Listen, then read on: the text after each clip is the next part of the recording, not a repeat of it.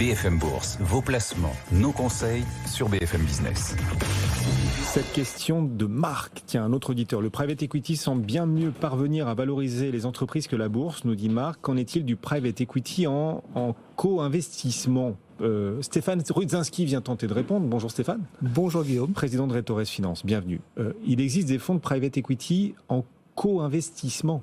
Oui, exactement, ça existe. Donc dans l'univers du private equity, je vous rappelle que ça consiste à investir dans des sociétés qui ne sont pas cotées en bourse. On veut les garder un certain temps, les revendre avec un profit. Généralement, ces fonds investissent en direct dans la société. Et ces gérants principaux, aujourd'hui, de plus en plus, en fait, ouvrent en fait leur tour de table à des gérants partenaires qui viennent investir à côté de ces fonds principaux dans les mêmes conditions en fait que le fonds principal. On peut donner un exemple comme ça, une illustration pour que tout le monde comprenne bien la valeur ajoutée de ces fonds co-investissement. Oui, bien sûr. Imaginons KKR, qui est une grosse société de gestion de private equity, qui a une vue sur une société technologique très prometteuse et qui envisage d'investir 200 millions d'euros, par exemple. KKR peut inviter autour de table, en fait, des gérants partenaires à investir 50 millions d'euros. Ces gérants partenaires vont investir exactement dans les mêmes conditions que KKR, en bénéficiant de l'expertise de KKR et exactement aux mêmes conditions de frais et de valorisation. Pourquoi ça se développe particulièrement maintenant, en l'occurrence ? Alors ça se développe pour deux raisons principales, une raison de diversification et une raison réglementaire. Il faut bien avoir conscience que la classe d'actifs du private equity a connu un essor colossal ces 10 dernières années. Pour vous donner un ordre d'idée, je crois qu'on post-Lehman en 2009, le volume d'investissement dans le private equity était de l'ordre de 100 milliards d'euros. En 2022, on était proche de 600 milliards d'euros. Donc les gérants, même de gros fonds de private equity, pour diversifier leur position, ont besoin de co-investisseurs à leur côté. C'est la première raison. La deuxième raison, elle est réglementaire, parce qu'associée à cette hausse du volume d'investissement, les tickets d'investissement moyens ont beaucoup augmenté. Post-Lehman, on était sur des tickets d'investissement de l'ordre de 100 millions d'euros, 120 millions d'euros par deal. Aujourd'hui, on est sur des deals moyens de l'ordre de 900 millions d'euros. Or, ces fonds de private equity ont des ratios réglementaires à respecter, des ratios d'emprise. Et sur l'argent qu'ils lèvent, ils ne peuvent pas investir plus de 10 à 15% de l'engagement sur une participation. D'où la nécessité d'avoir des co-investisseurs à leur côté.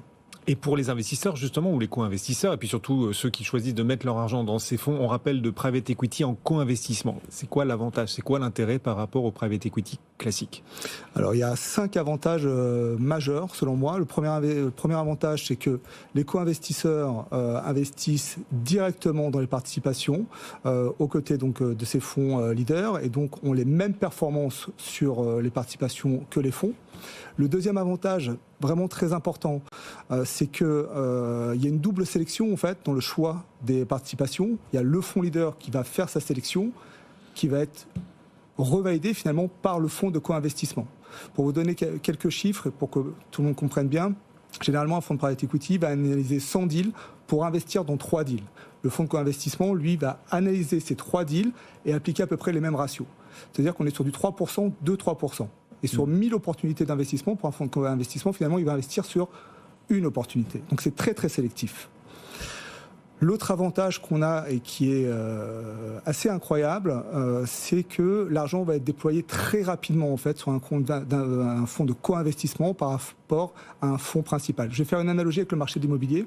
Lorsque vous recherchez un appartement, vous avez 3 phases. Vous avez la période de recherche de votre appartement, qui va prendre entre 3, 4 mois, 6 mois, 12 mois. Vous avez signé votre compromis de vente. 3-4 mois après, vous allez passer à l'acte authentique. Eh bien, le fonds de co-investissement, lui, va intervenir entre la signature du compromis et l'acte authentique. Ce qui fait qu'il gagne beaucoup de temps. Et donc, il va déployer son argent généralement très rapidement. Il va déployer 60 à 80% de son argent en 3 à 6 mois. La totalité en 12 à 18 mois, quand un fonds de private equity va lui débloquer son argent sur 5 ans. Ce qui fait que les multiples que vous allez avoir avec des co-investissements, généralement x2, vous allez les avoir en 6-7 ans avec du co-invest et du 10 ans sur un fonds principal. Et les frais, c'est comment par rapport au private equity normal ? Alors les frais sont généralement inférieurs. D'accord. Parce que pour deux raisons. La première, c'est que dans la mesure où vous n'avez pas toutes les équipes en fait qui font la sélection des deals, toutes les due deals, etc. Vous avez des équipes plus allégées et comme vous investissez en direct, vous n'avez pas de surcouche de frais. Stéphane Rudzinski, merci beaucoup de nous avoir. Il ne pouvait pas s'en empêcher, Fabien, un autre réalisateur. Merci Stéphane. Président de Retores Finance. Oui, ça veut dire que je suis en retard.